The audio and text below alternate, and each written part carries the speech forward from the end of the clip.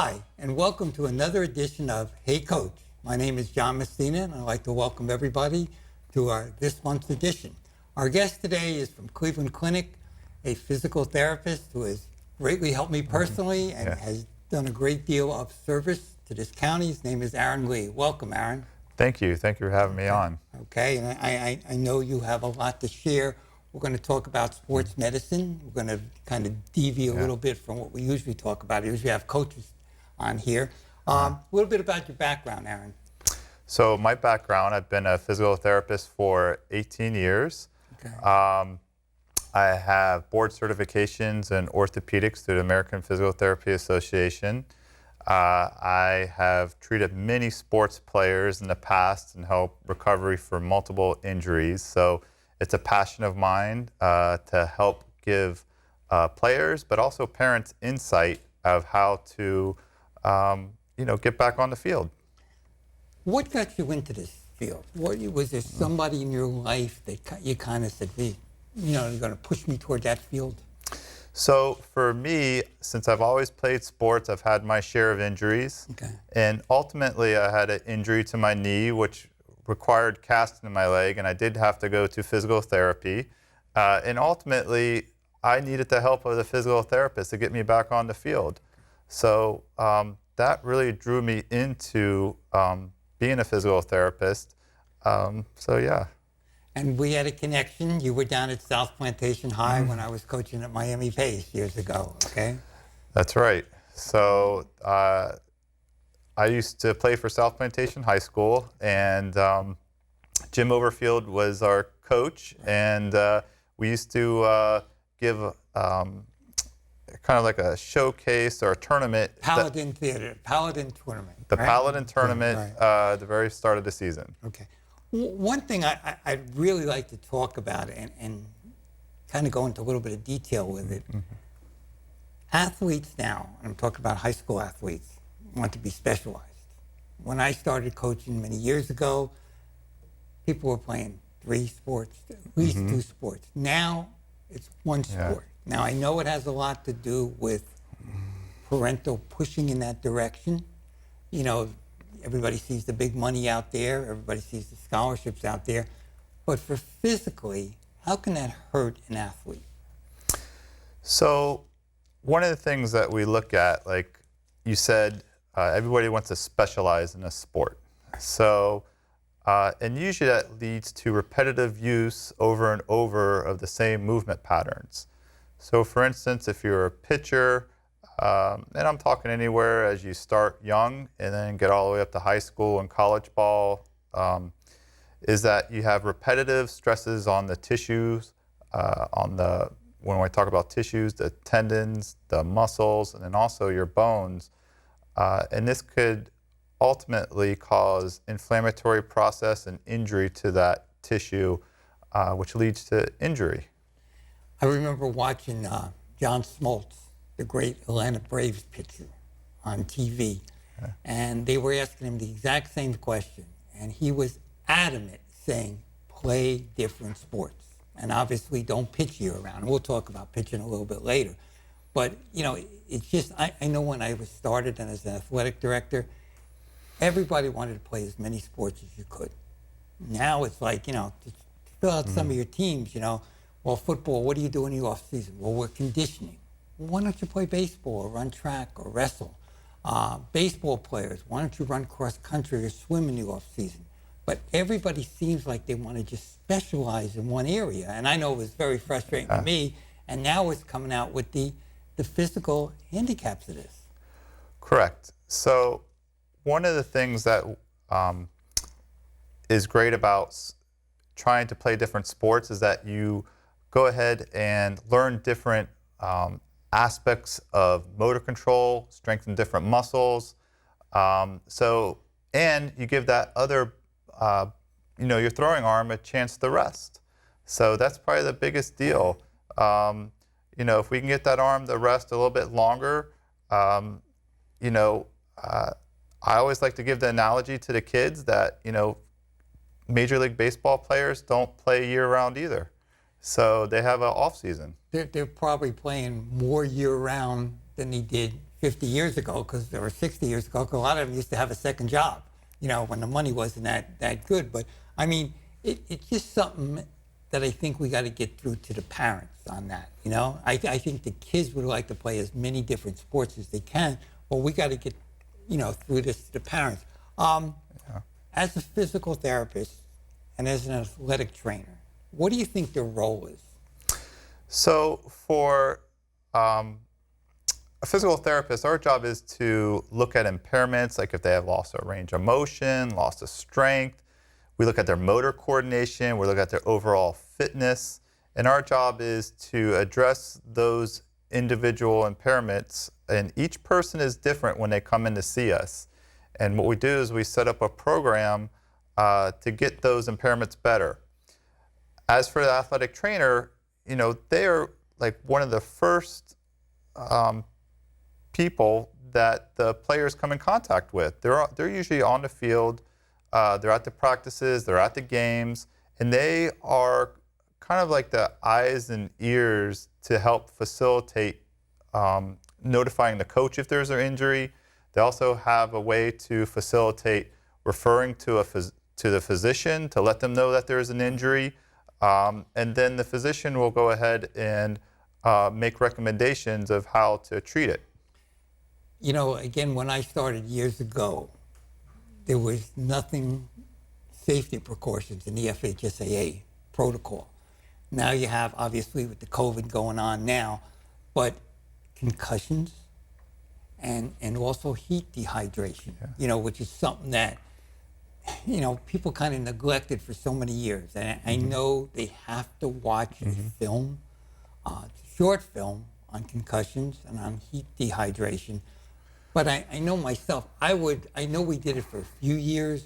We actually had, therapists like you, trainers coming down, and doctors coming down, going over concussions. I didn't want my coaches to make that decision on a concussion. My thing was, you get hit in the head, you're out.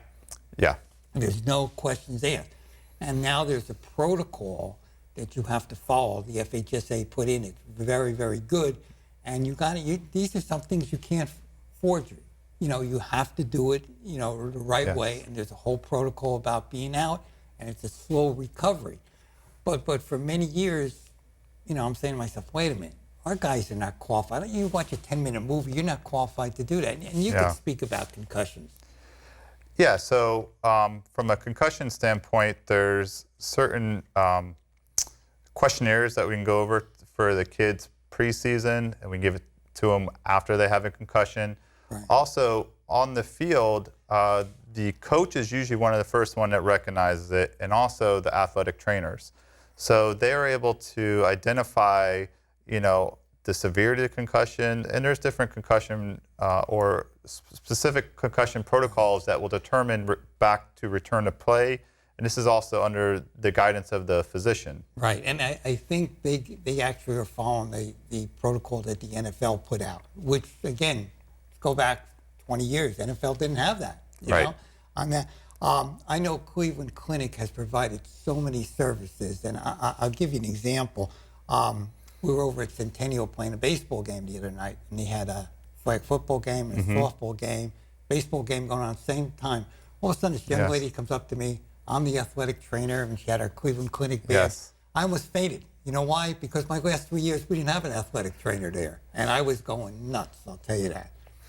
Yeah, so it's great. Cleveland Clinic actually provides athletic trainers to St. Lucie County schools, and they've been working really hard to help facilitate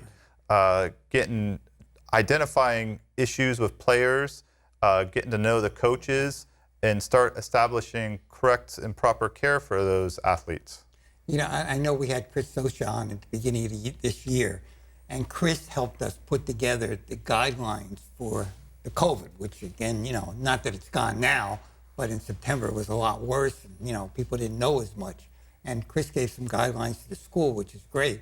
But going back to those trainers, I'm telling you, my last 3 years when somebody went down, I would just say, oh, please, we were trying to, in fact, I can say this now because I'm not working anymore. I was bribing the fire rescue for the football. I said, fellas, come down, on your off hours, and I'll give you something to eat. Just hang around here. Because, Yeah. Football, we always had an ambulance, but Yes. we didn't have an athletic trainer. And that's a difference right there, right? That is a difference. So one, when you have paramedics, at the field, they're dealing with more higher level emergencies.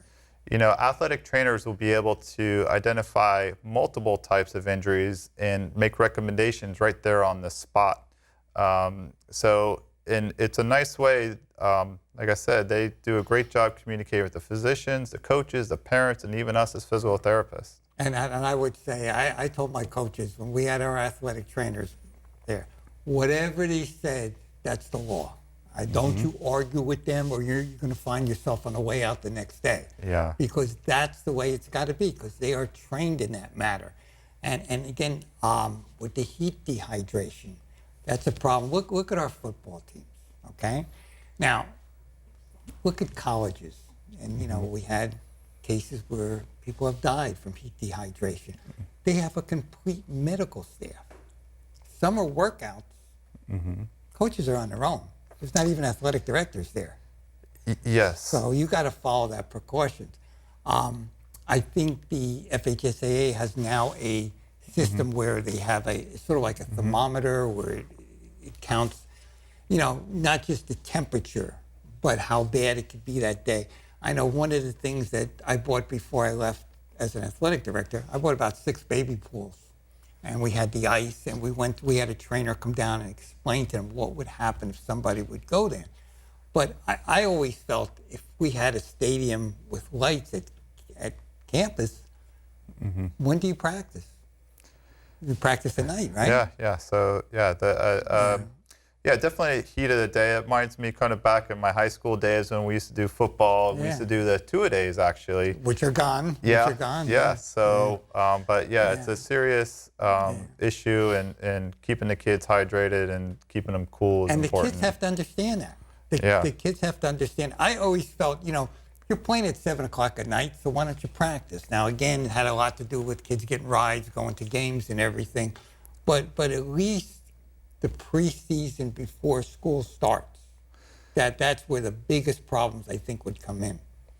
Yes, I agree with you. Yeah, that would be the biggest problem on that. All right, let's talk about something we really like is baseball. Here's a question for you. I don't know if you can answer this. Why are so many people on now they call it the IL now? Why are there so many injuries now? Everybody's on that list.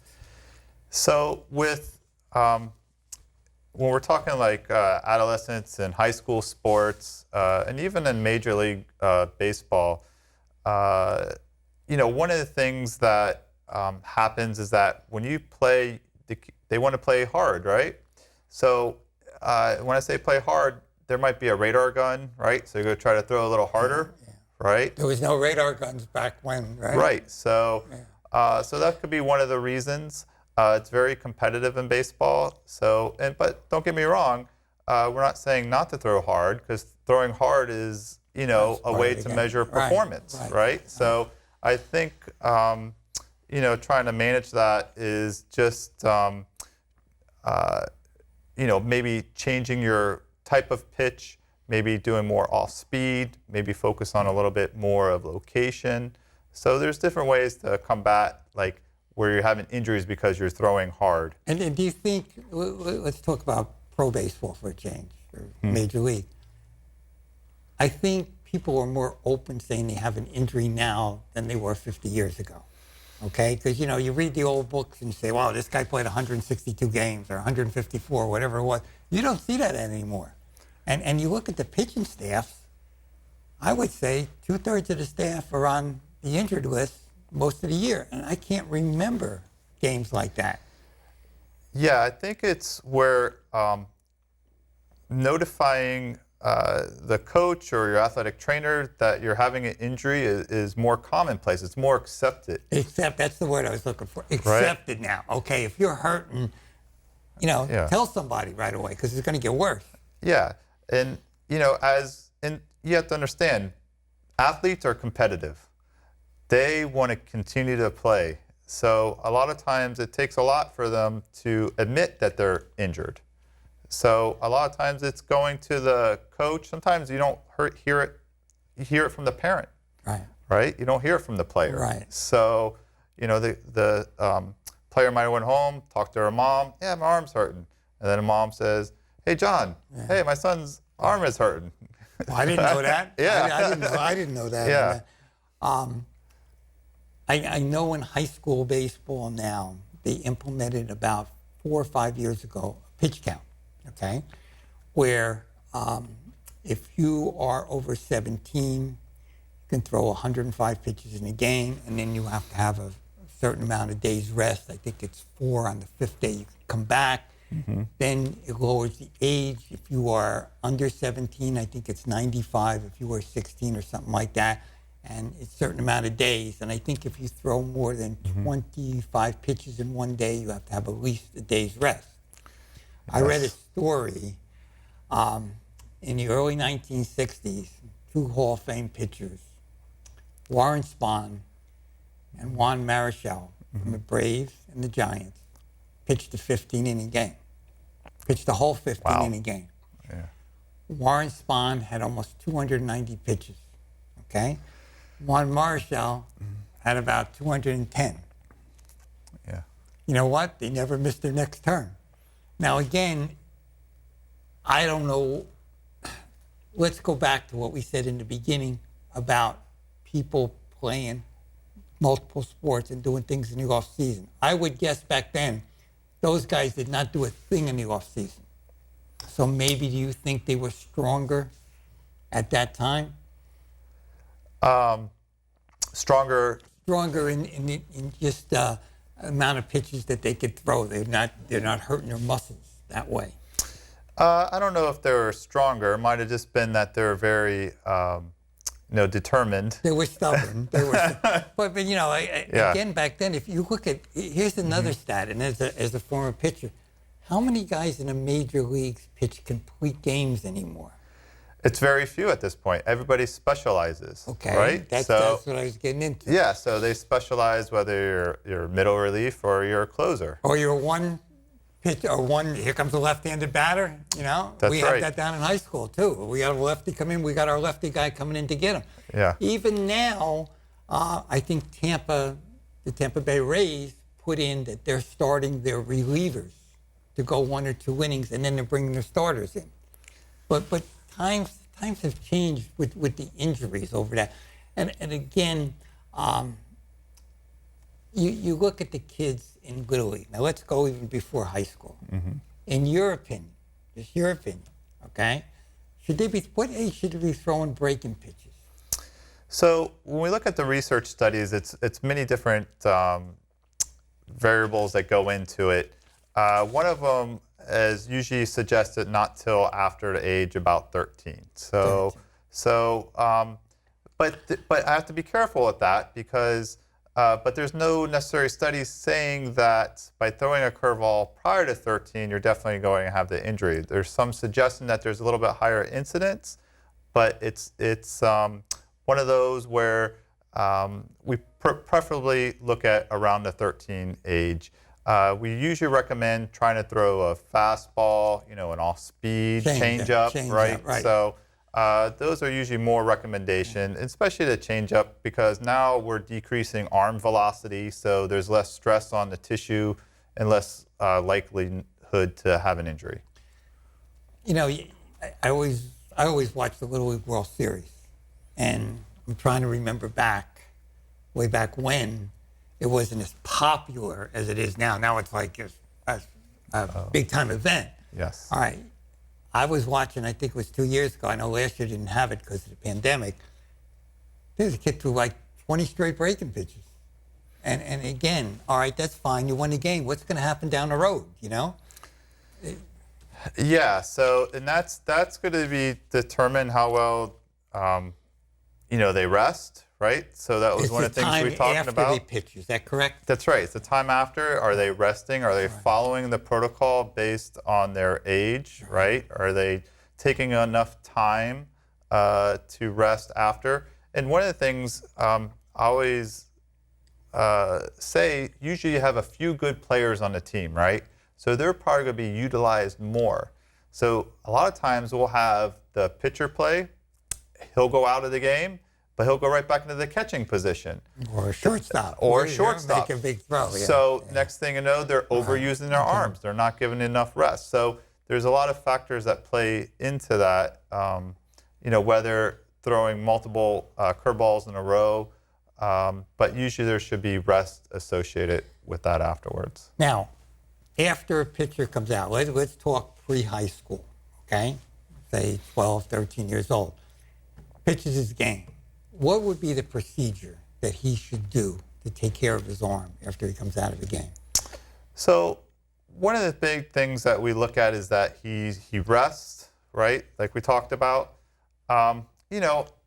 Icing, it's not necessarily you have to do it. It is a recommendation. Now, they have those big ice packs. Are they any beneficial? I mean, they're almost like sleeves now. Is that beneficial or? Yeah, I don't think there's any research studies showing that one way or the other. Right. But I also think of doing specific like rest, and like we said, don't play multiple positions. Right. Sometimes, these players have other injuries, and that affects their arm too. So letting the coach know that, oh, I have a knee injury, and before he goes out and does his next start, or if he has some type of soreness still associated before his next start, that he should let the coach know. And then the coach can assess whether, okay, we need a little bit more rest before he goes back and plays. I know we're very fortunate at Martin County. We have two professional players, Rob Murphy, and former professional players, Rob Murphy and Scott Proctor, doing our pitching staff. And they do an absolutely wonderful job. And they schedule the bullpens and the rest and everything, and they have it all mapped out. And I don't think we had an arm injury in the last few years. We've been very, very fortunate on that. Another term that we hear a lot is Tommy John surgery. And it's named after the major league player, pitched mostly for the Yankees, pitched for the Dodgers. Yes. I got a funny story about Tommy John. When I was coaching down in Miami, probably early 1990s, my parents were down from New Jersey, and we're ready to have dinner, and the phone rings. My mother answers it. Says, John, Tommy John's on the phone. I said, Mom. I said, that's one of my guys. They're joke. Hang up on him. So she hung up. Just hung up the phone. Didn't even say goodbye. Phone rings again. Says, John there. This is Tommy John. I said, Mom, let me talk to him. And it was Tommy John. He just got a high school job at Westminster Academy, and I was coaching at Miami Pace. He had a very, very good team coming up. One of the players he had was Danny Cannell, who's he's on ESPN a lot. Yes. He went to Florida State. He was a great quarterback, tremendous pitcher back then. He wanted to get together and asked me about, putting together a high school program. I was in awe when I met him. Nicest guy in the world. But his name is not associated with 280 wins and how many World Series wins. It's associated with this surgery that you just throw this name out, Tommy John surgery. What is it exactly, Aaron? Yeah, so it's definitely one of the most recognized, names in sports for an injury. Right. So usually Tommy John, it's a tear of a ligament on the inner part of your elbow. We call it your ulnar collateral ligament. Okay. And a lot of times it's injured due to throwing excessively, throwing hard, throwing too often, too much. So usually you start having a tear of the tissue, and then also ultimately you have a failure. Usually you would definitely see your orthopedic physician, and they can go ahead and give you options of how to go ahead and treat that. And it's usually almost a year, right? So usually after surgery, it's usually after a year before you can start throwing again, and then throwing effectively. And there's just so many. I mean, the name is thrown out so quick, you hear it. I really believe that each team has one player that has Tommy John surgery coming up. It's very frequent in sports, and it's becoming more frequent. Just like you said at the start of the show, that everybody's trying to specialize. And we're seeing a lot of the cases more in the high school group. Right. So we do see more prevalence of that. Can Tommy John surgery happen with other sports? Yes, it's usually any type of overhead throwing. So you can get it if you're playing softball. One of the other things, it's an Olympic sport, javelin. So, because you're throwing overhead. So yes, you can happen in other sports. Okay. What would you recommend that young adults, high school players can do to strengthen themselves to make sure they can prevent some type of injuries? So every person is different. So we like to try to take a detailed approach of identifying where their impairments are at and give them specific programs. In general, in the off season, kids should start to really, first thing is rest is the number one thing on the first thing Now, after when off we're talking season. about rest, you mean stop. Stop. Stop. That's the key thing. That's right. Stop. Okay. That means don't do anything.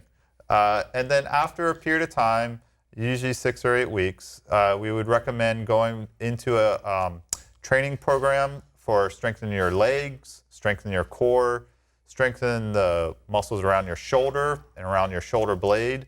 And each person has, like I said, a different impairment list. And we, if in therapy, if you came to us, we would tailor it specifically based on what we find and give you a program. But see, you know, I guess a lot of times high schools now are competing with travel leagues and travel ball. Okay, we finished this league. Well, as soon as your season's done, we're going to go to this league. And as soon as your season's done, we're going to go to this league. You know, I remember years ago when I was down in Miami, I told my players at the end of the year, I'll see you in September. Okay?